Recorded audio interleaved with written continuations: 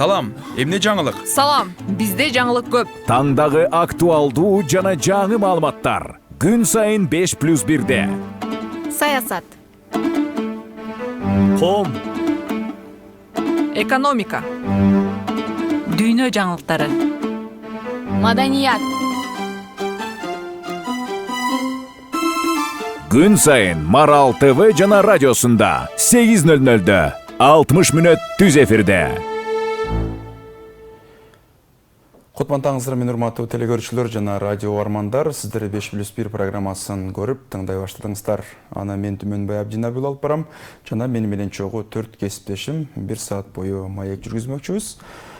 Биз бүгүн билим берүүнүн күнгөй тескей деген теманын алкагында маек жүргүзөлү дедик. Анын ичинде Кыргызстандын билим берүү министрлигинин башка өлкөлөр менен болгон сырткы алакасы жана кызматташуунун жанданышы ошондой эле азыркы учурда социалдык тармактарда, коомчулукта дагы талкуу болуп аткан бул директорлордун карата жүргүзүлүп жаткан аттестация боюнча дагы жана билим берүүгө тиешелүү министрликтин жүргүзүлүп аткан азыркы ишинин алкагында дагы маек куралы деп биз бүгүн билим берүү жана илим министри Алмазбек Шеналиев агайды чакырдык. Студиябызга кош келиңиз.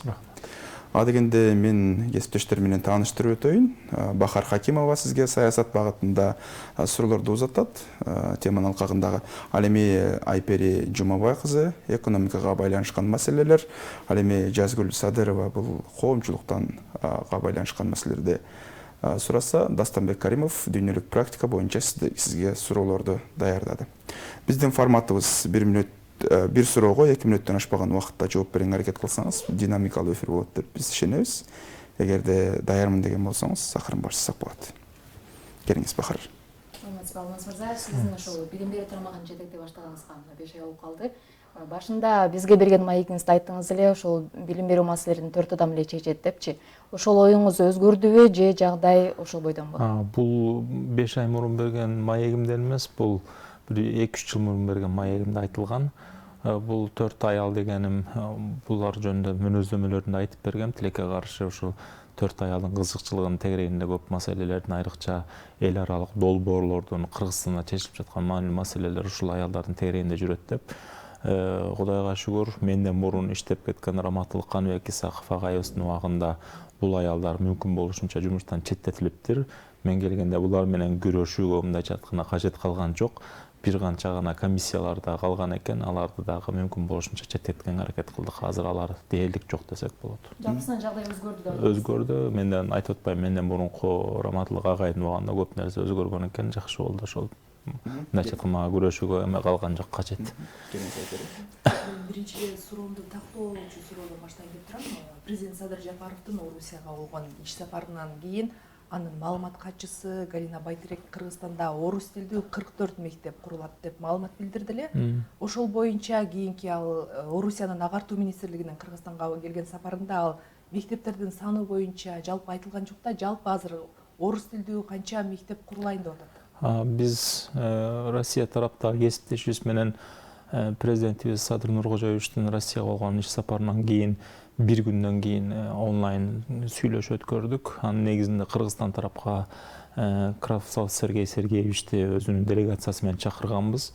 Алар өткөн жумада өзүңүздөргө маалым болгондой 12 кишилик чоң делегация менен келип, алдыңкы группасы бир жума өзү акыркы бир күндөн келип катышып кетти. Ал иш чаранын алкагында биз ар бир субъекттен 9 жергиликтүү башкаруу жагынан 9 мектептин курулушу боюнча жер тилкелерин көрсөтүп, алардын талаптарына ылайык жерлерди мерчемдеп бердик. Андан сырткары кошумча алардын негизи оюнда бир 8-дин тегерегинде мектеп салсак комплекс болсо деген ойлору бар экен. Бирок биз ошо Бишкек шаарына дагы, анан Бишкек шаарына жалпы республикалык кошумча билим берүү мекемесин салып берүү боюнча жалпысынан 10 мекеме боюнча макулдашып атабыз. Бирок азыр бул дагы акыркы сан эмес, анткени биздин берген баягы сметабыздын негизинде, каржы маселелеринин негизинде Россия тарап өздөрүнүн өкмөтү менен, финансы министрлиги менен чечишип, ошо долбоорду Россиядан кайра бекитмей болушту. Анткени бул азырынча бул боюнча жумуш топ иш алып барып жатат, макулдашууларды. Келиңиз. Алмаз мырза, негизи азыр коомчулукта актуалдуу темалардын бири ошо 1 апрелде окуу жайлардын ачылышы. Анан бул негизи COVID-19 боюнча азыр республикалык штабтын статистикасына караганда вирус негизи көбөйүп жатат, бирок ошентсе дагы офлайн окууну улантат экен 1 апрелден баштап. Анан бул окуучулардын өмүрүнө, саламаттыгына коркунуч жаратпайбы? Негизи эле билесиздер, Европада азыр карантин режимин киргизип жатышат, бирок офлайн окууга эмне себеп болду бизге? Рахмат. Биринчиден ковид пандемиясы бул жалпы дүйнө жүзүндө жүргөн тенденция. Былтыркы жылдын март айынан бери мындайча айтканда толук 1 жыл өттүк онлайн форматка окууга өткөнбүз. Онлайн форматтын сапатка тийгизген кедергесин баарыбызга маалым. Айрыкча бул жагынан ата-энелер, окуучулар абдан кыйналышты. Бир үй бүлөдө бир баласы болгондор канчалык кыйналып көрүп атасыңар, ал эми бир үйдө 2ден 3дөн 4дөн баласы окугандар үчүн абал абдан эле түйшүктүү болду. Ошону менен бирге мугалимдерге жаңы форматта сабак даярдоо дагы оңойго турган жок. Мугалимдердин эрдигин жана камкордугун баса белгилегим келет. Анткени бул онлайн окутууда мугалим жөнөкөй сабакка караганда 2-3 эсе көп даярданууга мажбур. Анткени көнүп калган адаттын сыртында бул жерде видеону жүктөш керек, сабакты электрондук форматта даярдаш керек. Алга даяр эмес мугалимдерибиздин саны абдан көп болгон. Анткени бул боюнча баягы информатикалык технологияларды колдонуу жагынан бардык мугалимдер эле, бардык жарандарыбыз эле жетиштүү эмес да. Баягы биз өнүккөн мамлекеттердин катарына кирбейбиз, андыктан бизде технологиялык абалдар чабал. Анан ошол эле негизде бир эле билим берүүнүн ичинде эмес, билим берүүнүн сыртындагы факторлор да бизге абдан чоң кедергесин тийгизди. Бул региондордогу интернеттин сапаты, үй бүлөлөрдөгү гаджеттердин, телефондордун, телевизорлордун жетишсиздиги сыяктуу сырткы факторлор ушу билим берүүгө абдан чоң таасирин тийгизди. Анан дагы бир нерсени айткым келет. Ошол март айынан баштап онлайн форматка өткөндө билим берүү министрлигинин аппараты, ошол эле мугалимдер, жалпы билим берүү тармагы, ошо менен бирге сиздерге окшогон медиа кызматкерлери абдан чоң жардам көрсөтүшүп, бир топ передачаларды уюштурушуп, атайын каналдар менен сүйлөшүлүп, студиялар ошо онлайн форматта сабакты ыкчам уюштуруп кетти. Ошол эле дүйнө жүзүн карап көрсөңүздөр, дейлик 25%ке жакын өлкөлөр онлайн окутууну уюштура албай коюшту. Анткени офлайн форматтан онлайнга өтүү бул ар бир эле өлкөнүн дараметинен келген жок. Ошол эле биздин коңшу мамлекеттер онлайн форматка өтө албай коюшту. Офлайн түрдө кармап туруп алышты, билесиздер. Оорунун абдан күчөгөндүгү дагы социалдык тармакта болсун, коомчулукта талкууга түшкөн жок. Анткени мамлекеттик башкаруу формаларынан улам. Биздин бул онлайн форматка ыкчам бир жуманын ичинде өтүп кеткендиги бул мактоого арзырлык. Региондо биз бул жагынан эң алдыдагы өлкөбүз. Экинчиден кайра ошол маселе онлайн форматтан офлайн форматка кайтарып келүү маселеси турду. Анткени ата-энелерде абдан чоң чыңалуу болду. Балдарын жумушка кетерде чыштап кетерге жери жок. Айрыкча спец мектептерибизде орукчан балдардын ата-энелери абдан кыйналышты. Эгер алар жумушка кетип кетсе, алар оотко түшүп кетет, сууга түшүп кетет деген маселелер пайда болду. Ошонун негизинде кайра мектептерди ачуу бул талап болду. Экинчиден кайтпасак сапат жагынан биз абдан төмөндөп жатканыбызды баарыбызга маалым болду. Бул пандемиянын учурунда кесепетти 20-30 жылдан кайра мамлекет кедергесин тартат тилекке каршы. Биз эле эмес, жалпы дүйнө. Ошол негизде реалдуу шартка кайтарып келүү биз үчүн оңойго турган жок. Анан атайын алгоритм иштеп чыгып, биз ЮНИСЕФ менен Саламаттык сактоо министрлиги менен жакшы бир алгоритм негизинде иш алып бардык.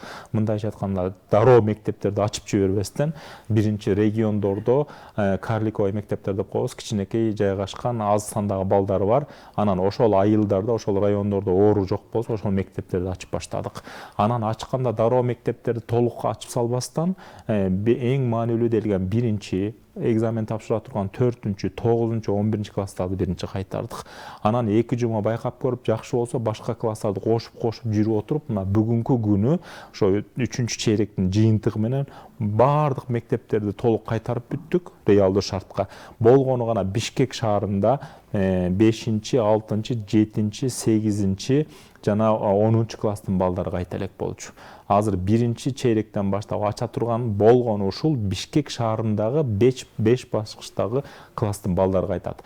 Ал эми башталгы мектепке чейинки даярдоо бул бала бакчалар 100% ол менен кайра ачып бүттүк. Болгону гана Нарын менен Ат Баш районунда бир аз күтүп туруп атабыз.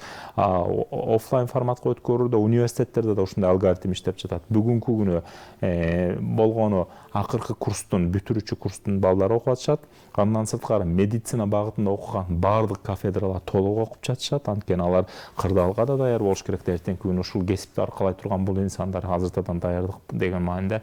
Анан Андан сырткары техникалык багыттагы окуу жайлардын лабораториялык техникалык иштери офлайн форматта, ал эми гуманитардык социалдык багыттагы сабактар болсо онлайн форматта өткөрүлүп жатат. Көрүп жатасыздар, биз дароо ачып салбаштан мындай этап менен ачып акырындан тартып келатабыз. Бирок саламаттык сактоо министрлиги менен жана өкмөттөгү штаб менен кеңешибиз мындай: эгерде кандайдыр бир оору күчөй турган болсо, кандайдыр бир мектептерде баягы маселе чыга турган болсо, дароо ал мектепти жабабыз. Эгер дагы да жайыла турган болсо, анда биз ошол районду, айылды толук жабабыз.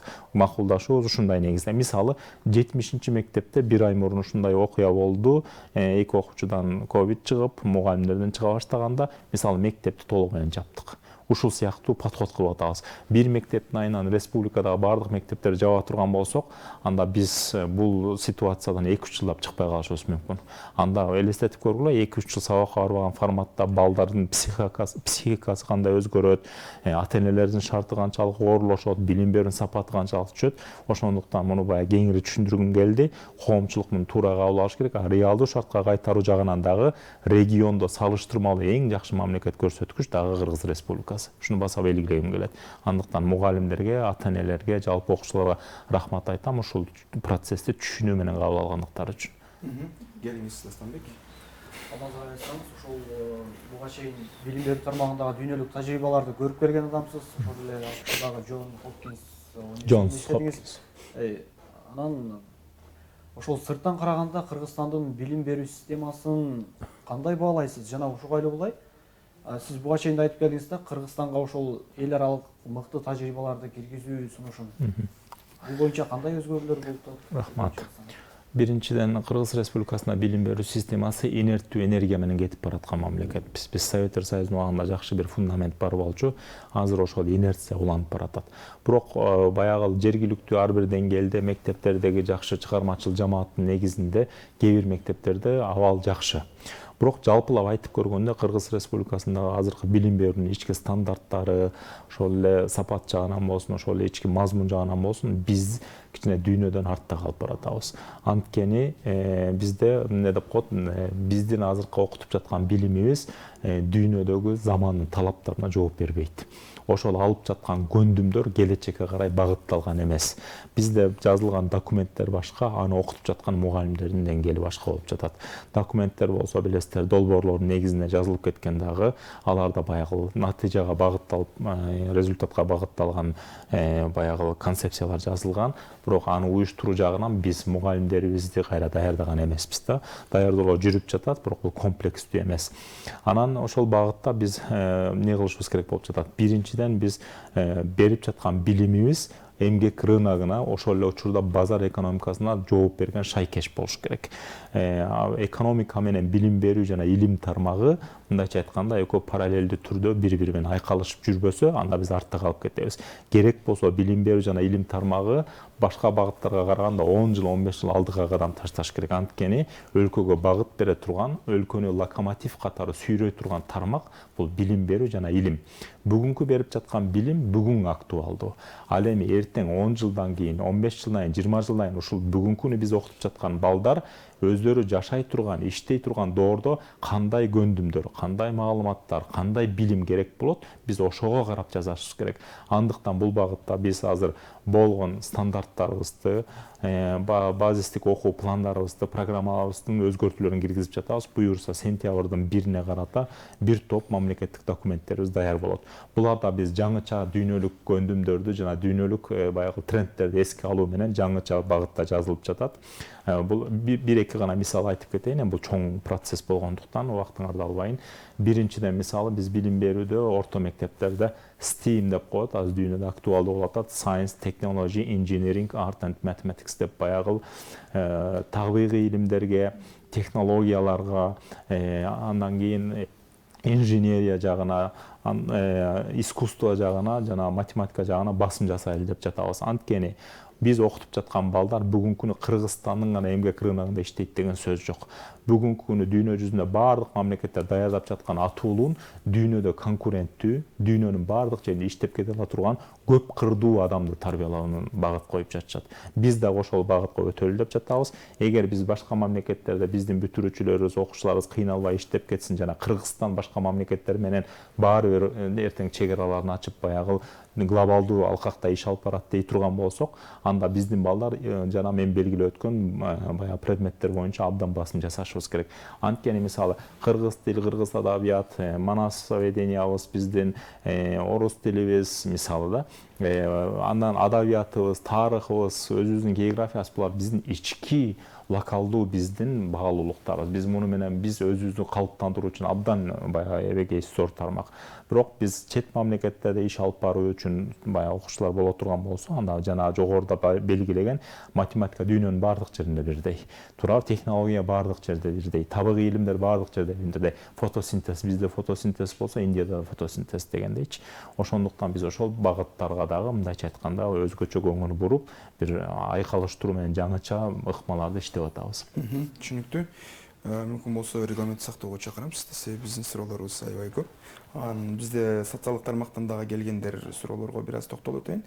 Региондо алдыңкы орунга чыккандыгыбыз тууралуу далил барбы дейт, изилдөө жүргүзүлгөнбү? Андан сырткары онлайн окутууну башкаруу системасы, learning management системасы же болбосо иштелип чыкканбы дейт. Ошондой эле улай сурап коеюн, бардыгы катарлашып экен. Анын ичинде министрлик онлайн билим берүү процессин уюштуруу үчүн кандай конкреттүү иш алып барган жана онлайн окутуу боюнча канча мугалим окуудан өткөрүлгөн деп. Чоң рахмат. Биздин онлайн мугалимдерди окутуу боюнча, преквалификация боюнча бизде абдан начар, бул 13%га чейин гана окутулган. Бирок бул бир жылда 13% окутууда бир тарабынан караганда өткөн жылдарга салыштырмалуу көп, анткени онлайн форматта окутуунун жеңил тараптары болду, массалык түрдө окутуу. Экинчиден, онлайн форматта өткөрүү боюнча атайын баягы центр цифровой контента деп жаңы бир борбор негиздеп баштадык. Болгон Кыргызстанда билим берүүдөгү материалдарды жана окуу куралдарын, ошол эле мугалимдер өткөн сабактардын жүктөмүн бир платформага азыр чогултуп жатабыз. Эртеңки күнү бул пандемиядан башка учурларда да ушул платформаны колдонуу үчүн азыр жаңы бир билим берүү министрлиги бир платформанын үстүндө иштеп жатабыз. Көчө күнү эле Дүйнөлүк банктын өкүлдөрү менен жолугуштук. Буга долбоорго баягы донорлорду таап атабыз. Бул Кыргызстанда бир гана форматтагы электрондук бир мектеп пайда болмокчу.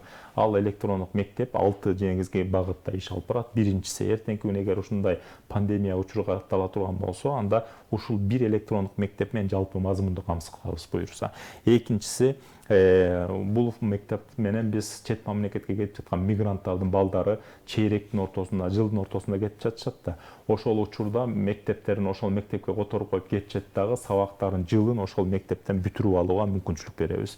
Үчүнчү жакшы жагы, биз ооруп калган балдар болуп атат. Аппендицит болгон бала жок дегенде бир 30-40 күн үйүндө жатат. Ал эми Кудай сактасын, баягы онкологиялык оору менен ооруган балдар бир жылдап жатып калып атышат. Ал балдар сабактан артта калбас үчүн ошол онлайн мектепке республикада бирөө эле болот, которуп коебуз. Бир жылын, бир чейрегин ошол жерден окуп алууга мүмкүнчүлүк болот. Ошол баасын кайра кийинтиги мектепке которуп беребиз. Чет мамлекетте кыргыз эмигрант, баягы жашаган этникалык кыргыздар болгон жерлер бар. Ал балким бизден тарых сабагын, кыргыз тилин, адабиятын үйрөнгүсү келиши мүмкүн. Ошол этникалык кыргыздар дагы ошол жерден билим алууга шарт түзүп бермекчибиз. Андан сырткары ловузу балдарыбыз бар, ден соолугу мүмкүнчүлүгү чектелген балдар. Мисалы, кээ бир айылдарда бирден экиден ошондой балдар болот. Ал балдар мектепке барууга да шарты болбошу мүмкүн. Алар үй шарттарында отуруп, мисалы, ушул билимди үйүнөн алууга мүмкүнчүлүк болот. 6-чы багытыбыз, кээ бир айылдарда бир предметтен мугалим жетишпейт. Мисалы, Баткенде, Лейлекте бир айылда балким бир химия мугалим жетишпеши мүмкүн. Ошол химия мугалими балким 1 жыл, 2 жыл табылбай калышы мүмкүн. Ошол учурда ошол предметти республикалык электрондук мектепке ошол мектеп байлап коюп, ошол сабакты ошол жерден алууга мүмкүнчүлүк болот. Ушундай болгон концептуалдуу проблеманы өзөгүнөн чече турган иштерди алып барып атабыз. Түшүнүктүү. Келиңиз Бахар. Өзүңүз билгендей, алдыда бизде шайлоолор болот, жергиликтүү кеңештерге шайлоолор, андан кийин парламенттикте да шайлоо бар. Мындайда билим берүү баягы саясий күчтөрдүн куралына айланып калгандагы учурлар болгонун көрүп жүрөбүз. Мисалы, мугалимдер талапкер болушуна мыйзам жол бергени менен баягы үгүт иштеринде мектеп директорлору кызмат абалынан пайдаланган учурлар болуп жүрөт да. Сиз бул тармактын жетекчиси катары кандай чечкиндүү кадамдарга бардыңыз? Эч кандай чечкиндүү кадамдар жөнүндө эмес, мен болгону муну талап кылып жатам мугалимдерден жана директорлордон. Болгон региондорду барып кыдырганда бул боюнча маселелерди көтөргөм. Айрыкча бул чоң шайлоолордун астында болгон маселелер болчу. Азыркы шайлоолордун астында дагы мен кайрылмакчымын. Биринчиден, эч кандай саясий партиянын кызыкчылыгын баягы иш алкагында коллективге же өзүнүн тегерегине түртүүгө мыйзам иш убактысында жооп бербейт. Бирок жумуштан сырткары убакта ар бир мугалим, ар бир директор, ар бир билим берүү тармагынын кызматкери шайлоого барууга, үгүт ишин жүргүзүүгө да укугу бар. Биз конституциялык укугун чектей албайбыз да, туурабы? Жумуштан сырткары болушу мүмкүн. Ал эми өздөрү шайлоого катышып жаткан учурларда кездешип жатат. Мисалы, соц тармакта мага кайрылуу жазып жатышат. Эгерде бул маселени чечпесеңиз, пикетке чыгабыз, сиздин жумуштан алдырууну суранабыз деп мен жөнүндө маселе көтөрүштү. Сүлүктүү шаарынын гараносу боюнча. Эми бирок ал жерде мындай бир жагынан карап көрсөңүз, ооба, баягы саясий бир элементти байкоого болот. Бир жагынан карасаңыз, укуктук жактан эч нерсе кылып чектей албайсыз. Мисал, алар бир атын айтпай эле коеюн, үгүт ишинин астында бир саясий партиядан гарано жана мектеп директорлорунун дээрлик басымдуу көпчүлүгү бир партияга өтүп алышыптыр. Анан булар эми сөзсүз түрдө ошондойлор болуп атат да, баягы өздөрүнүн саясий иштерин жүргүзүп атышат да. Бирок булар ошол учурда жумуштан четтетилишет арыздын негизинде. Анан биз ал учурда ал тургай комиссия жөнөтө албайбыз. Мыйзам чегинде анткени ал жумуштан четтетилип турат да, шайлоого катышып атат. Көрүп атасыздарбы? Биз мындайча айтканда министр болсо, "Эй, барба, отур үйдө" деп айта албайбыз. Биз адамдардын укугун тепсей албайбыз. Балким ал эртең ошол жерден саясий башка мындайча айтканда саясатчыга айлангысы келип атат. Балким ал ошол аркылуу мамлекеттин бир проблемасын чечкиси келип атат. Баягы саясатка баруу жакшыбы жаманбы, ал башка маселе. Бирок биз мугалимдерибиз менен мектеп директорлоруна, жетекчилерге чектөө кое албайбыз. Бул жарандык укуктары. Бир жагынан шайлоо бүткөндөн кийин же жанагындай жумуштан четтетилгендер кайра кайтып келгенден кийин бул жерде кандайдыр саясий мотивдер болду, ал болду, бул болду. Бул эми билим берүү министрлиги менен тийиштүү органдар биргеликте текшере турган иш. Бул бир гана биздин компетенциябызга кирбейт. Педагогикалык жактан туура бул кедергесин тийгизип атабы билим берүү процессине? Сөзсүз тийгизип атат. Баягы негизи биз билим берүү тармагы саясаттан оолак болгонубуз абдан жакшы.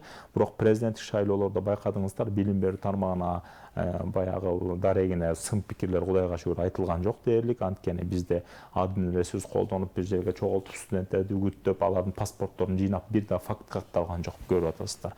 Бул мурунку шайлоолордо мындай көз караштар абдан көп болуп келген. Балдардын билесиңер да, студенттердин мындайча айтканда паспортторун жыйнап ушундай учурлар болчу. Мынакей ушул жылдын январь айында өткөн шайлоо боюнча, бул боюнча бир да Кудайга шүгүр бизге бир арыз түшкөн жок. Бул эмненин белгиси? Кудай буюрса бир оңолуу процесси бар. Ошол нерсени мен региондорго барганда да талап кылып жатам. Жанагындай шайлоого катышып мен чектей албайм, аны кечирип койгула. Түшүнүктүү, келиңиз айтып берейин. Мектеп директорлорун аттестациядан өткөрүү процесси азыр кандай жүрүп атат? Анан буга чейин ошол анын негизги максаты ошол мектептерде жаңы реформатор директорлорду алып келүү экендиги айтылган болчу. Анан бир мектеп директор бир орунда 20 жылдай кармалып туруусуна андагы коррупциялар же чоң акчалар себеп болушу мүмкүнбү? Азыр аттестациялык процесс баштала элек. Азыр мыйзам долбоору жогорку кеңештин талкуусунда турат. Бир канча депутаттар баштаган Никитенко, Жанар Акаев, Абдухап Маматрасуловичке окшогон ончакты депутат инициировать эткен жаңы бир мыйзам долбоору турат. Бул мыйзам долбоору жаңы мыйзам эмес, бул мыйзамга өзгөртүү киргизүү тууралуу. Мен билгенден бул 2003-жылы чыккан жогорку кеңештин ведомстволору тууралуу мыйзамга өзгөртүү киргизип жатышат. Ал жерде аттестацияга билим берүү тармагынын жетекчилери кирбей калган. Мектеп директорлору эле эмес, ушуну тактап кетейин. Бул жерде бала бакчалардын жетекчилери, мектептердин директорлору, техникалык кесипчилик окуу жайлардын директорлору жана колледждердин директорлору. Мындайча айтканда бул 4200гө жакын Кыргызстанда билим берүү тармагынын жетекчилерин кайра аттестациядан өткөрүү маселеси. Бул бизге корутундун негизинде пикирибизди сураганда өкмөттүн корутундусун жазганда биз минтип бердик. Бул абдан актуалдуу жана керек маселе. Бул коомдун талабы. Анткени бүгүнкү күнү Бишкек шаарында эле 27 жылдан бери директор болуп отурган атуулдар бар. Жакшы иштеп аткандар бар, сөзсүз сөз жок. Бул аттестация көп жыл иштеп аткан адамдарды кетирүү эмес. Бул аттестация ошол 3 жыл иштеп, 1 жыл иштеп, балким жакшы иштебегендер да бар. алардан арылуу. Экинчиден чын эле көп жыл иштеп деградация болуп, ошол эле учурда аттестацияны өтпөй калганчалык деңгээли төмөн адамдар болушу мүмкүн. Же ошол эле учурда өзү алып барып жаткан негизде административдик мыйзамдык жана укуктук актыларды билбеген жактар болушу мүмкүн. Андыктан ушул тобокелчиликтерди жоюу максатында биз ушул аттестацияны колдоп жатабыз. Бул жогорку кеңештин демилгеси. Бирок биз муну өткөрө турган болсок, мунун абдан позитивдүү пайдасы тиет деген ишеничтемин. Анткени өзүңүздөргө эле мындай логикалык суроо. Биринчиден мектептер аккредитациядан өтүп атат. Категорияларды алыш үчүн мугалимдер аттестациядан өтүп жатышат. Эмнеге мектеп директорлору жана бала бакчалардын жетекчилери аттестациядан өтпөш керек? Жалпы коллектив өтүп атса, мектеп жалпысынан өтүп атса, жетекчи эмнеге өтпөйт? Биринчиден. Экинчиден, бул мыйзамдын дагы бир жакшы жагы, мындан кийин дайындала турган билим берүү тармагынын жетекчилери конкурстук негизде дайындалсын деп атат. Азыр кандай дайындалат? Азыр районо менен акимдин ортосунда эле чечилип туруп эле бир кандидатты коюп коюшат. Ал директор жакшыбы, жаманбы, иш алып барабы, алып барбайбы сөзсүз районодон талап кылабыз. Бирок кылганда деле толук өзүнө албайт да, балким ал жерде андан жакшы адамдар болгон болушу мүмкүн. Андыктан конкурсту коюп жатабыз. Бирок муну абдан саясатташтырып, минтип сунуштар да чыгып атат да, ошо директорлорду шайлоо менен алып келбейсиңерби? Эми жөнөкөй эле бир мисал айталы. Мен Ат башы районунун Калин Актала деген айыл өкмөттөн болом. Ал жерде бир мектеп бар. Ал айылда эки чоң уруу жайгашкан. Бирөө аңгидейлер, бирөө карабостондор. Анан билесиңер да, кыргыздар биз уруучулдукту баягы жиктешкенди аябай жакшы көргөн элбиз. Анан ошол эле айылда эми шайлоо өткөргөнүбүздү элестеткиле. Карабостондор өзүнүн бир директорун алып чыгат, аңгидейлер бир директорун алып чыгышат. Анан ошентип бир айылдын баягы ынтымагын ыдыратып алышы мүмкүн. Андыктан андай эмес. Бул жерде профессионалдык чеберчиликке багытталган конкурстун негизинде дайындайлы деп жатабыз. Эгер аттестация өтө турган болсо, эми жөнөкөй мисал бул Бишкекте эле 27 жыл эмес, жалпы региондо 20 жылда ашкан мугалим директордун кечип койгон мугалим директорлордун саны бул 20-30%ке жетип кеткен. Алар эгер деградация деген нерсе бар, билесиздер, бир адам бир кабинетке кирип эле 20 жыл өтө берсе, ал жерге баягы бутак байлап кетет да, кечирип койгула. Мен бул жерде эч кандай директорлорго каршылыгым жок. Жакшы иштеген 20 жыл иштеп, 21-жылга деле аттестациядан өтсө дагы уланта берсин ишмердүүлүгүн.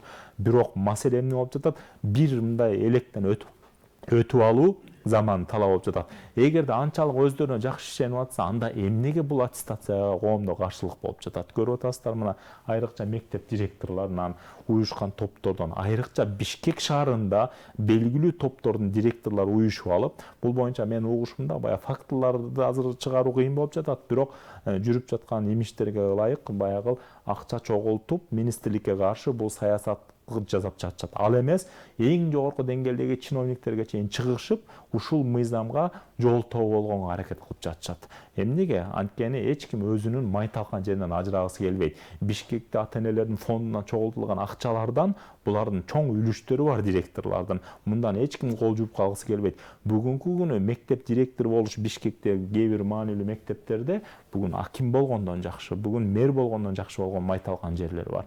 Андыктан ушул көз караштарды жоюу үчүн бир керек болуп жатат. Экинчи негизги бир философиясына, мунун көп кырдуу жагы бар. Дагы бир нерсеге эле токтолуп коеюн, убакытты карап. Мектептерде бизде дээрлик мектептердин көпчүлүгү муниципалдык мектептер, билесиздер, жергиликтүү бийликке багыш ишет. Биз мамлекеттик негизде 55-тин тегеренде интернат эмебиз бар, мектептерибиз. Анан биз республикалыктарды коюп аттестациядан өткөрүп кое беребиз, өзүбүздүн эмебизге такап туруп. Беркили муниципалдык мектептерде анда муниципалитет өткөрүш керек аттестациядан.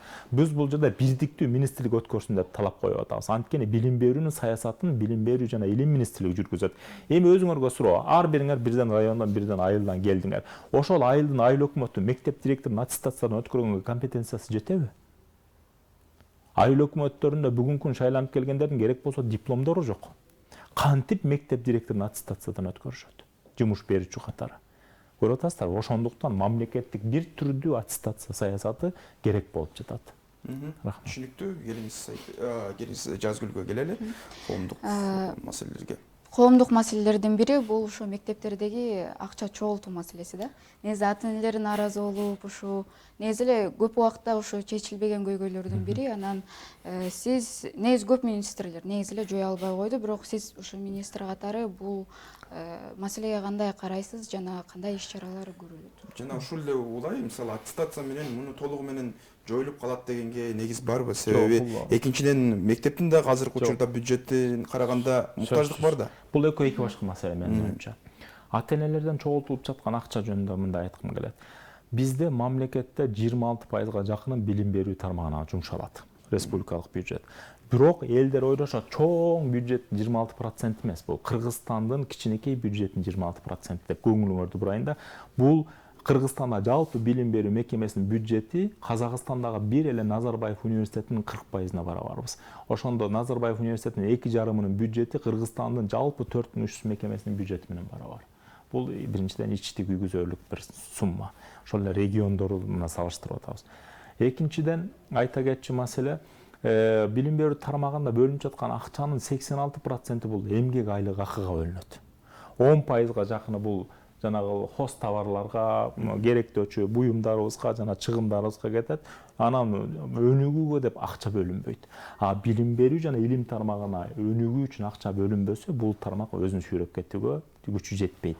Ал туруп мектептердин ремонту боюнча кыскача абалда айтып коеюн, коомчулук өзү ошо колдорун жүрөктөрүнө коюп ушуга баа берсин. Кыргызстанда бүгүн биздин тизмеге кирген 245 авариялык абалдагы мектеп бар. Авариялык абалда бүгүн окууга мүмкүн болбой калган.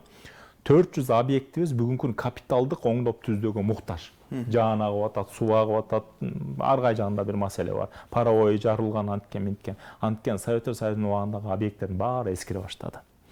Эми бул киргендери гана, кирбегени канча? Мына өткөндө Баткенди кыдырып келдим. Мына титулдук листке кирбей калгандары, авариялык абалда мектепке өтөлектеринин абалы канча? Алар уже кыйшайып калган, ооп калган баягы. Эми ошолорду эске алганда, биринчиден мамлекеттин бүгүн аларды жоюуга мүмкүнчүлүгү жакын арада болушу абдан кыйын, экономиканын өнүгүшү менен боло турган нерселер. Ошондуктан коомчулукту колдоого чакырат элем. Биринчиден ошо мектептерди оңдоп түздөөгө, ошол мектептерде кем болуп аткан китептер менен камсыз кылууга, ошол мектептерде жетишпей аткан компьютер менен камсыз кылууга, интернет булактарын кеңири пайдаланууга мүмкүнчүлүк түзүп берүүгө, ошо жергиликтүү деңгээлде ишкерлер, бүтүрүүчүлөр, ата-энелер жардам бербесе, мектептер бул абалдан чыгып кете албайбыз. Экинчиден, бул жана бөлүнүп жаткан акчалар керек болсо кээ бир мектептердин ремонтуна, андан сырткары ошол эле боруна, ошол эле чакасына, башка нерселерге жетпей жаткан учурлар бар да. Ушул учурда анан кээ бир мектептерде акча жыйналып жаткандыгы бул туура. Министрлик атайын буйрук чыгарып, акча чогултууну тыюу салган. Бирок учурунда билесиздер, Аскар Акаевичтин убагында болуш керек, бул мыйзам катары чыккан. Чыкканда ата-энелердин атайын родительский фонд деп мыйзамга кирген. Мисалы, Бишкек шаарында 150 сом болсо, региондордо 100 сомдон жылына бир жолу ата-энелер акча чогултат. Ал ошол мектептин ремонт иштерине, баягы өнүгүү иштерине, тарбиялык иштерине колдонулсун деген негизде. Ушул нерсени бүгүн мыйзамдаштыруу керекпи деген дагы суроо туулуп атат. Балким ата-энелердин фондун мыйзамдаштырабыз деген суроо туулуп атат да. Эгер аны кыла турган болсок, сөзсүз түрдө көп балалуу үй бүлөлөр, льготалык баягы социалдык коргоого муктаж үй бүлөлөрдөн алынбайт дагы. Ата-энелер бирок точно билишет да. Мен мисалы Лейлекте жашайм. Лейлектин мисалы мен жылда 200 сом береримди билем. Бишкекте жашасам жылда 400 сом береримди билем. Ошонун негизинде бир жолу берип, бир жолу куттам, бул мыйзам чегинде. Ал анда мыйзамдуу акчага айланат эле. Балким ушинтип бир механизм ойлойбузбу деген суроо туулуп атат да. Бирок муну биз сөзсүз түрдө биз өкмөт болгондон кийин өкмөттүн башка коллегалар менен кеңешишибиз керек. Баягы финансы министрлиги менен, өкмөт башчы менен турабы. Муну кеңешип туруп, жакын арада бул боюнча позициябызды билим берүү министри толук айтабыз. Бирок бул боюнча эгер чогултсак эмне болот, эгер чогултпасак эмне болотун анализи конкреттүү жүрүп жатат. Жакында буюрса, бул май айына чейин ушул родительский фонд жөнүндө нары же бери кылабыз буюрса. Түшүнүктүү. Келиңиз анда Дастан, дүйнөлүк практика келели. Каржылык маселелер боюнча айтып кеткенде, Финляндияда бир окуучуга жылына 2018-жылкы маалымат боюнча 12,5 миң доллар бөлүнөт экен да. Ал эми бизде болсо 200-300 доллардын тегерегинде бөлүнөт экен. Демек бул экономикалык жактан түз байланышта деп айтсак болобу? Анан билим берүү сапатына эмес, көбүнчө мындай мугалимдердин айлык жагына бөлүнүп кетет дейсиз. Бул маселени кандай чечсе болот? Билим берүү тармагына мугалимдерге бөлүнгөнү дагы аз. Бүгүн мугалимдердин айлыгы ошол бизге бөлүнүп аткан акчанын 80 баягы 8%га жакын алып атканы да аз. Анткени мугалимдердин айлыгы төмөн. Мугалим элестетип көрүлө болгон 14 миң, 10 миң, 12 миң, 16 миң сом тегерегинде сабактын жүктөмүнө жараша айлык алат. Анан ал алган айлыгы менен ошол мугалим ошол мектептеги сабагы, андан сырткары документация иштери, тарбиялык иштери, класстык иштери деп отуруп, мугалим мындайча айтканда мектепте бир эле моментте мугалим 2 смен, 3 смендин балдарын тейлеп атат. Дагы бир көңүлүңөрдү бурайын, 138 мектеп бүгүнкү күнү республикада 3 смен менен окуйт. Бул мектептин директору, бул мектептин эмгек жамааты, мугалимдери, техникалык камсыздаган персонал 3 объемдо жумуш тейлеп жатат. Финляндияда 2 смен окуган мектеп жок. Туурабы? Балдар сабагын бүткөндөн кийин ошол мектепте калып, жылуу тамактарын ичип, андан кийин сабакка даярданышат. Сөзсүз сапатка бул таасир. Бизде эртең менен 7ден 10-11ге чейин бир группаны кабыл алабыз. 11ден саат 3гө чейин бир группаны кабыл алабыз. 3төн 7ге чейин бир группаны кабыл алабыз. Эми ошол мугалимде, ошол директорда, ошол техникалык персоналда кандай күч калат, кандай энергия калат? Элестетип көрсөңөр, бул сапатка түздөн түз тийгизип атат. Анан бюджет жагына келгенде, дүйнө жүзүндө мисалы эң орточо эсеппен алганда илим изилдөөгө мамлекеттер 1%га чейин акча бөлөт. Бизде 0,1%. Көрүп атасың, 10 эсеп төмөн бизде. Ошол эле билим берүүнүн өнүгүүсү боюнча балдарга кошумча куралдар алынбаса, материалдык дидактикалык жаңы приборлор берилбесе, көрсөтмө куралдары жасалбаса, балдар эмненин негизинде билим алат? Көрүп атасыздарбы? Андыктан ошо биз бюджетти карап жатканда ошо билим берүүнү өнүгүү үчүн кандайдыр белгилүү бир баягы сумманы белгилешибиз керек. Бул маселени көтөрүп жатабыз. Азыр президентибиз баштап билим берүү жана тарбияга абдан көңүл буруу жөнүндө көрүп билип атасыздар, жарлык чыкты. Ушул боюнча бир жылыш болот деп буюрса үмүтүбүз бар. Биз билим берүү министрлиги азыр муну биринчиден коомчулук менен иштөө жагынан, экинчиден ошол биздин администрацияны ушул боюнча окутуу жагынан жана бийликке туура маалымат жеткирүү жагынан бирдиктүү иштерди алып барып жатабыз. Бир эле мисалы, Кудай буюрса 12 апрелде биз Кыргызстанда жалпы донорлордун, элчиликтердин жана биздин колдоп жаткан мекемелердин, Кыргызстандагы чоң компаниялардын жана билим берүү тармагынын жетекчилери менен чоң бир иш-чара өткөн отурабыз. Ал жерде билим берүү министрлигинин 3 жылдык программасын жарыялайбыз. Ошол программанын негизинде биздин кандай мукташтыктарыбыз жана кандай колдоого биз муктаж экенибизди жарыялайбыз. Ошол негизде элчиликтер, донорлор, фонддор, биздин жергиликтүү ишкерлер кай жагынан көтөрүп колдоп беребиз десе, мына ошол жерде биз ачык өзүбүздүн баягы маалыматыбызды ошол жерден жарыялайбыз буюрса. Ошол дүйнөлүк тажрыйбага эле улай, сиз дүйнөнүн бир канча өлкөсүнө ушул министр катары иш сапар менен барып келдиңиз. Жана ошол Кыргызстанда азыр кыргыз билим берүү тармагын экспорттоо маселеси дагы турат. Өткөндө ошол Пакистан менен болгон маселе дагы жаралып, анан менен дагы сүйлөшүү менен чечилди окшойт. Негизи мындай кыргыз билим берүүсүн экспорттоо жана сырт менен кызматташууга басым жасоодогу негизги багыттарыңыз кайсылар? Ооба, мен бир канча мамлекетте барып келдик. Жеке билим берүү министринин иш сапары менен жана президентибиздин расмий иш сапарларынын алкагында дагы визиттерге катыштым. Ар биринде өзүнчө белгилеп кетчү баягы жетишкендиктер болду. Кыргыз билим берүүсүн экспорттоо тармагына келгенде, Кыргызстан Советтер Союзунун убагында эле мындайча айтканда региондон, тегеректерден билесиздер, мындай студенттер тартып келген өлкө болгон. Ошол эле мисалы Египеттин мурдагы министри Хюсни Мубарек да Кыргызстанда учкучтардын училищесинен окуп кеткендиги айтылат. Ошого окшогон баягы бизден бүтүрүүчүлөр болуп турган. Биз азыркы күнү Кыргызстанда 72.129 деп акыркы статистикабыз чет мамлекеттик студент окуйт. Бул ар бир 3 баладан 1 бала чет элдик деген сөз да. Анткени биздин жогорку окуу жайларда бүгүн ошо 220.000 тегерегинде студент окуйт. Ошонун 72.129 бул дээрлик чоң сумма. 3 баладан 1 бала чет элдик окуучу. Чет элдик дегенибиз булардын басымдуу 70%га жакыны жакынкы кошуна өлкөлөрдөн, айрыкча белгилечү бул Өзбекстан мамлекети. Ал эми алыстан алганда көбүнчө Индия, Пакистан, Бангладешке окшогон мамлекеттерден келип бизден студенттер окуп жатышат. Биздин билим берүү тармагында бул десек болот да туризмдин бир кластер катары караш керек. Билим берүү тармагы бүгүнкү күнү экономикага бир тараптан баягы акча кетип жатканы менен, бир тараптан эң чоң салым кошуп жаткан тармак бул билим берүү. Эң көп мигранттар акча кошот эмеспи? Менин оюмча экинчи эле чоң кошумча кылып жаткан бул билим берүү тармагы өлкөгө. Анткени мынакей ошол 75.000 баланын $500 башталып $3.500 чейин төлөгөн контракттык акчалары бар.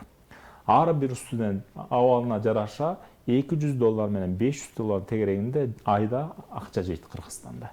Ошол квартирасы, жашаганы, жегени, ичкени дегенде, анан булар билет алат, виза алат, кийинет, ичет, турабы?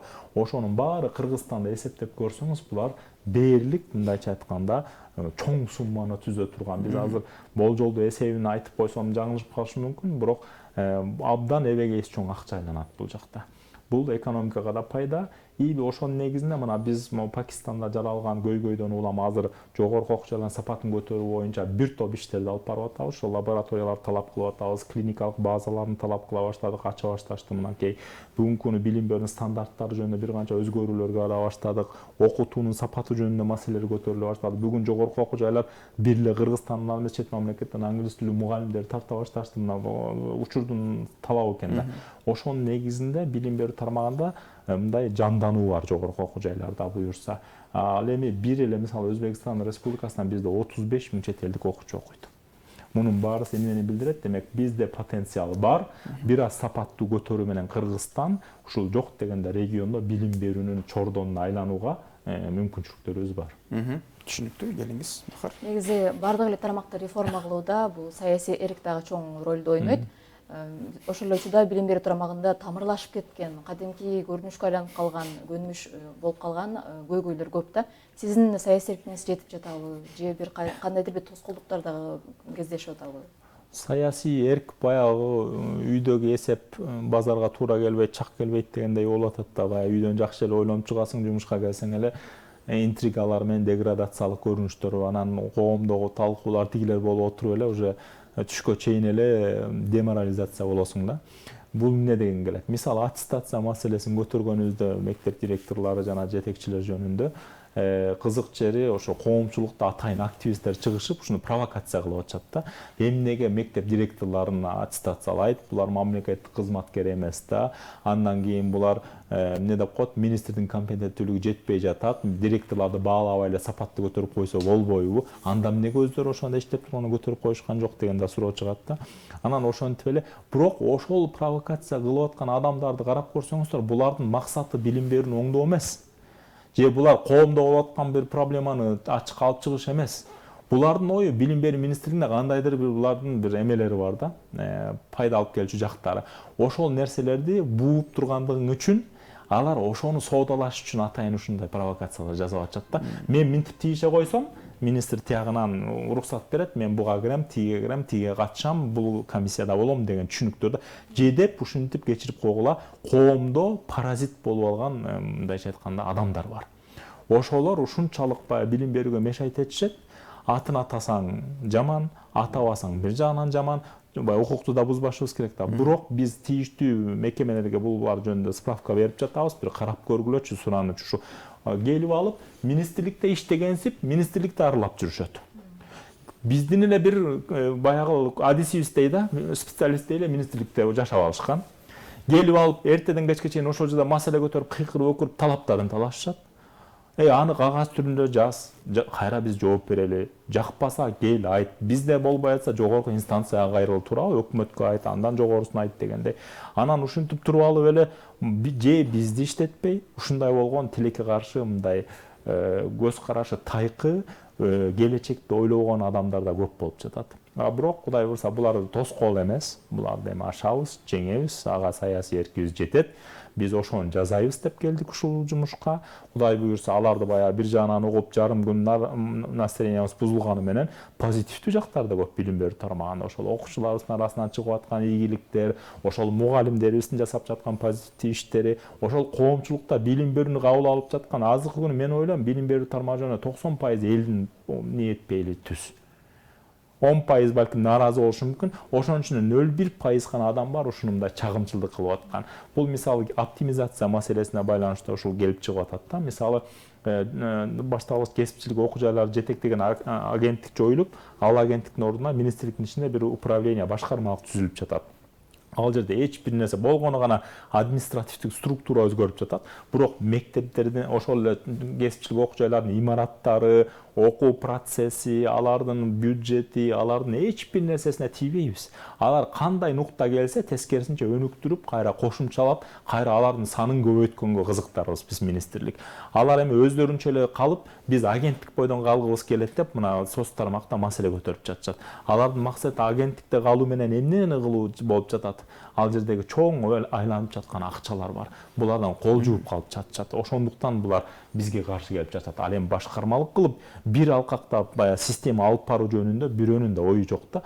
Бизге министрликтин алкагына бир башкармалык болуп калса, кесипчилик окуу жайлар жоюлуп кетчүдөй кабыл алып атышат. Тескерисинче, биз кесипчилик окуу жайлардын санын көбөйтөбүз жана аларга көп басым жасайбыз. Буюрса мунун жыйынтыгын жакында сезесиздер. Түшүнүктүү, келиңиз Сайбери. Жогорку окуу жайлардын студенттерине токтолоюн деп турам. Алар болсо пандемияга байланыштуу 1 жана 4 курстар гана учурда окуп жатышат. Онлайн окуп жаткан студенттердин көпчүлүгү ошол контракт акчаларын жана келишим менен акча каражаттарын бир аз азайтып берүү боюнча буга чейин митингге дагы чыгышты эле. Ушул маселе азыр кандай чечилип атат? Аларды бир аз да болсо азайтуу кайра каралып чыкса болобу? Контракттык негизде мындай да, жылдын башында окуучу студент менен, мындайча айтканда билим алуучу менен билим берүүчү тарап контракт түзөт. Биз жогорку окуу жайлардын финансылык саясатына эркиндик бергенбиз. Анткени биз жогорку окуу жайларга мамлекет тарабынан дээрлик акча бөлүп бербейбиз. Болгону мамлекеттик деңгээлде 5675 квоталык орун бөлөбүз жылда. Ошол квоталарды кайсыл кесипчиликке багытта жумуш орду керек болсо, ошолорду бөлүп берип, университеттерге ошол бюджеттик акча чачылып берилет. Андан сырткары алар мамлекеттик имаратта иштешет, мамлекеттик коммуналдык эсептерден колдонушат. Бирок жалпысынан ошол жерде мугалимдердин айлыгы дээрлик. Андан сырткары ошол өнүгүүгө кетип жаткан жана курулуштарга көрүп атасыздар да, мисалы Ош мамлекеттик университети акыркы 20 жылда 20 балким жаңы мекеме курду. Ошого окшогон көрүнүштөр бардык жогорку окуу жайларда биринен экинчи кездешет. Анан ошолордун баары тең эмне нерсенен болуп жатат? Ошо студенттердин контракттарынын негизинде ошол университеттер өнүгүп жатышат. Анан ошол түзүлгөн келишим негизинде жогорку окуу жайлар 1 жылдык сметаны бекитип, ошого жараша мугалимдерди алышат, ошого жараша баягы алынчу тендерлер белгиленет дегендей. Анан алардын баары бекиген дагы биз азыр жылдын ортосунда же тияка же бияка кете албай жатабыз. Мамлекетке эсептеп көрүп биз эгерде 20% жакын жеңилдик бере турган болсок ар бир балага, анткени бул жерде мамлекеттик жана жеке менчик университетте окуган студенттерди бөлө албайбыз да, баарына 20%дан жеңилдик берели десек, бул 888 миллион сомду түзөт экен. Мамлекет мындайча айтканда бүгүнкү күнү 1 миллиард доллар сомду кечирип коюңуздар, кайтарымсыз бериш керек экен. Андай берүү боюнча бүгүн мамлекет билесиздер, эпидемиологиялык абал курч, андан сырткары экономикалык абалга байланыштуу мамлекет бул жагын карап жатат. Экинчи анан биз жогорку окуу жайлардын акчасынан кемиткиле дей албайбыз. Анткени жогорку окуу жайлар кемиттесек, бул жолу мугалимдер айлык албайт же мугалимдер жумуштан чыгарыш керек болот. Анда студенттер нааразы болгон сыяктуу эле жогорку окуу жайлардын эмгек жамаатында нааразычылык пайда болот. Мындайча айтканда жогорку окуу жайлар өздөрүнөн эч нерсе чече албай жатышат. Болгону 4%га жакын жай айындагы административдик чыгымдар болбогондуктан карантин учурунда ошол акчаларды гана үнөмдөп, аны гана кемитип жатышат. Андан сырткары биз бүгүнкү күнү студенттерибизге сезилерлик деңгээлде, мындайча айтканда, контракттан акчаны азайта албай койдук. Мүмкүнчүлүк болгондо мамлекетте, эгерде Кудай экономикабыз жакшы болгондо, мисалы ушул жылы студенттер контрактын төлөбөй эле койсун деген чечимге барсак, балким жакшы болмок. Бирок мындайча айтканда жуурканга карап бутубузду сунуп атабыз да, мамлекетти баарыңар көрүп турасыңар, бул мамлекет билим берүүнүн эле мамлекети эмес, бул баарыбыздын мамлекетибиз. Андыктан туура түшүнүү менен кабыл алууга чакырам. Бирок мамлекет акыркы точканы койгон жок. Бүгүнкү күнү дагы мүмкүнчүлүктөрдү, сүйлөшүүлөрдү жүргүзүп жатышат. Түшүнүктүү. Анан бул соц тармактардан келгендерге дагы бир кайрылсак, Өзбекстандан быйыл 2021 жылы жаңы окуу жылына студенттер кабыл алынабы деп, негизи эле сырттан кабыл алуу азыр жүргүзүлөт. Биз өзүбүздө онлайн форматта былтыр өткөрүлгөн, быйыл эпидемиологиялык кырдаалга карайбыз, ошого жараша өткөрөбүз. Студенттерди сырттан кабыл алуу бул жылда буюрса активдүү жүрөт. Кудай буюрса эми вакцинация да дүйнөдө баштала баштады. Биздин мамлекетте да мына жакынкы айларда өлкөдө вакцинация жүрөт деп турабыз. Буюрса реалдуу шартка өтүү менен чет мамлекеттен студент алууда улантабыз. Келиңиз Жазгүл.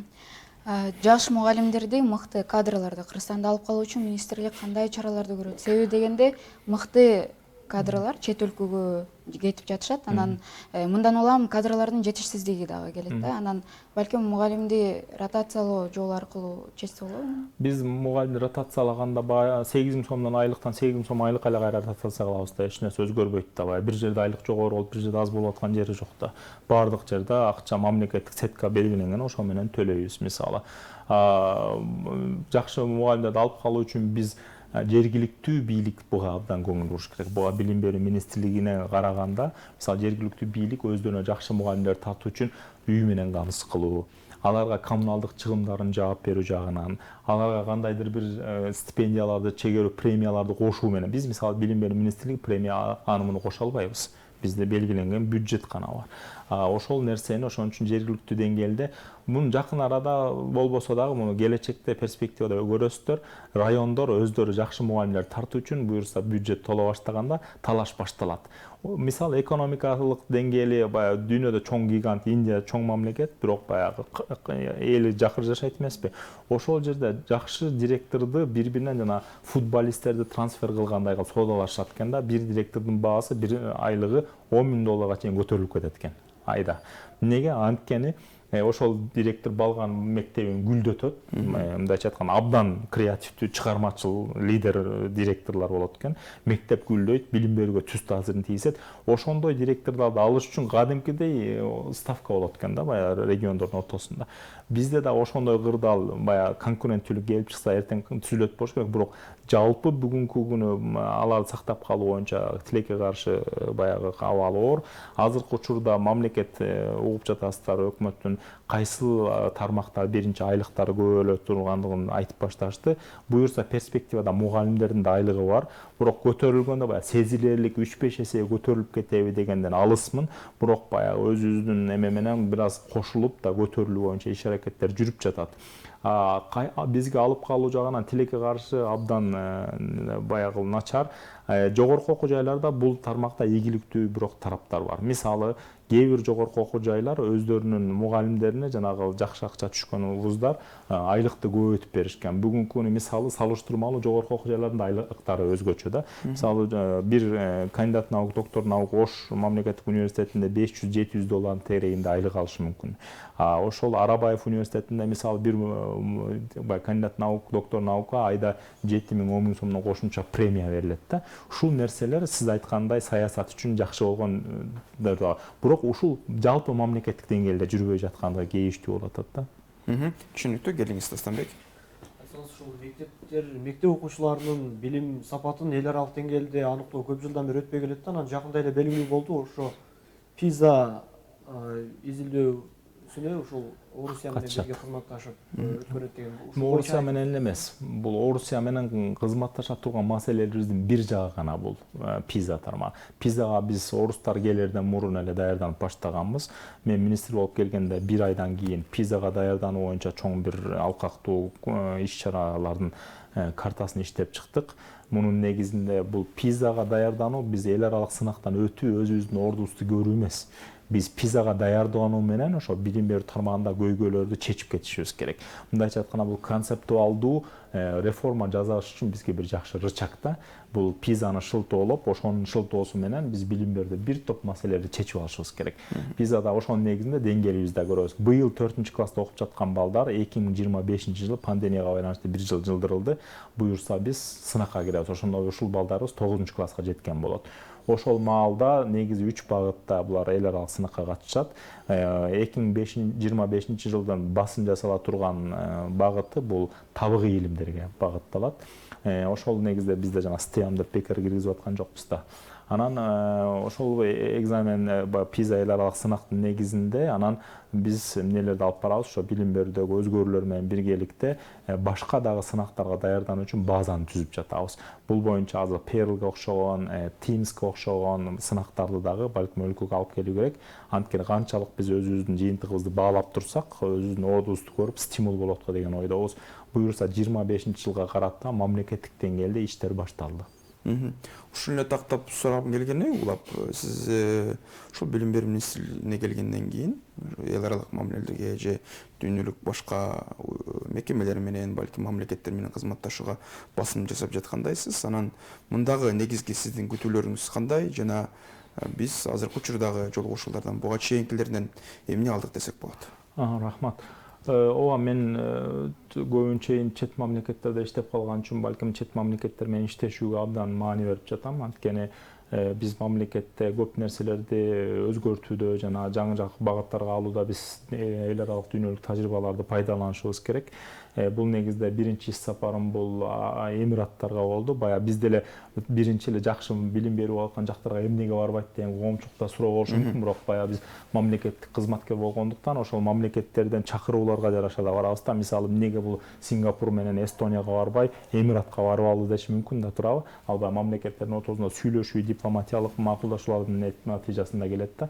Буюрса перспективада Эстония, Сингапур дагы бар. Бирок Эмираттагы барганыбыздын себеби бул эки чоң мамлекетке салып бере турган кайрымдуулук иш-чаралар болчу. Бирөө бул Борбордук Азиядагы Ислам академиясынын негиздөө боюнча, экинчиси болсо азыр булар бизге чоң бир билим берүү комплексин салып берели дешкен. Ал биз инновациялык президенттик мектеп катары ачууну пландап жатабыз. Воронцовкада чоң бир жакшы ошо STEAM-дин ишке ашыра турган бир эксперименталдык мектеби. Ошонун макулдашысы болду. Анан эмирликтер менен сүйлөшкөнүбүздө алар дагы Кыргызстанга көп тараптуу кызматташуу боюнча иштерди талкууладык. Айрыкча мисалы Кыргыз Эмират факультетин ачуу, Кыргыз Эмират илим изилдөө фондун куруу тууралуу. Бул жактан Кыргызстандын утушуна болгон көп нерселер бар. Андан кийинки иш сапарыбыз Пакистан болду. Пакистанда бул кара тизмеге кирген жогорку окуу жайларды чыгаруу жана аныктоо маселеси болчу. Ал жерде Кыргызстан тараптын талаптары ийгиликтүү ишке ашты. Пакистан менен да бир нече бул тарапта иштер алып барылмакчы. Андан сырткары Казакстанга иш сапарда президентибиз менен барганыбызда квоталар көтөрүлдү, билесиздер. Мурда 5 квота болсо азыр 50 квотага көтөрүлдү. Аларга биз ошо Казак-Кыргыз илим фондун негиздөө жөнүндө жана студенттер Казакстан, биздин студенттер Казакстанда, Казакстан студенттери бизде педагогикалык практикадан өтө турган болсо, эки мамлекет муну санай тургандыгыбыз тууралуу, Өзбекстан менен эки тараптуу дипломдорду кабыл алуу боюнча иш-чаралар башталды. Мынакей Венгрия менен бүгүнкү күнү 150 квотаны 300-кө көтөрүү жөнүндө сүйлөшүп жатабыз. Кытай менен квотаны көтөрүү маселесин сүйлөшүп жатабыз. Кытай-Кыргыз илим изилдөө фондун жана институттун негиздөө жөнүндө меморандум даярдалып жатат. Андан сырткары Түркиянын Маариф фонду келип бул жерде мектеп ачмай болду. Алар бул жерден лицензияларын алышты. Ушуга окшогон көп кырдуу баягы элчиликтер менен жана визиттер менен эл аралык мамилени көтөргөнгө аракет кылып жатабыз. Булардын максаты эле сапатты көтөрүү жана Кыргызстан жарандарынын баягы жакшы шарттарда билим алуусуна шарт түзүү маселеси. Агай, негизинен убакыт чектелип атат, бирок биз дагы бир 15 мүнөттүк убакытта сиз менен маектешүүнү туура көрүп атабыз. Макул болсоңуз улантсак. Кийин да соңку суроолорго токтололу. Келиңиз. Сиз азыр ушул эл аралык келишимде бир топ мамлекеттер менен түзүлгөн келишимдер жөнүндө айттыңыз го. Бул кандай, бул келишимби же меморандум жүзүндө, сөз жүзүндө? Ар биринин этабы башка. Дипломдор мисалы кээ бирөө менен протокол, кээ бирөө менен келишим, кээ бирөө менен меморандум. Мындай да келишимдердин да түрү бар. Булар өкмөт аралык, мекемелер аралык. Өкмөт аралык өкмөт башчылары курат, муну министрлер сөз түрүндө келишет биринчи тура, анан ал меморандумга өтөт. Анан ушинтип этаптар башталып атат. Кээ бирөөндө келишимге жеткенбиз, келишимдер коюлуп атат. Ал мурунтан башталган иштер.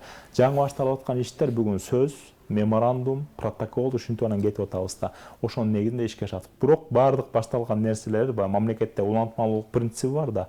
Ошого жараша балким кээ бир иштер мурун жасалган иштер менин убагымда ишке ашып атат. Менин убагымда башталган келишимдер кийинкиникинде ашышы мүмкүн турабы? Өзүмдүн убагымда ашышы мүмкүн дегенде ошон үчүн баары жазалып жатат. Ар бир конкреттүү документ тууралуу министрликте маалыматтар бар, кеңири берсек болот. Сизге ыраазычылык беребиз агай. 1 саат биздин ар тараптуу суроолорубузга жооп бергениңизге. Биздин дагы суроолорубуз калды. Буюрса ал кийинки маекке уютук болсун деп тилек кылабыз. Урматтуу телекөрүүчүлөр жана радио угармандар, сиздер 5+1 программасынын алкагында билим берүү жана илим министри Алмаз Бейшеналиев мырза менен билим берүүнүн күнгөй тескей боюнча болгон маекти көрүп уктуңуздар. Муну кайталап биздин Facebook баракчабыздан дагы назар салсаңыздар болот. Кийинки берүүдө көрүшкөнгө чейин саламатта калыңыздар.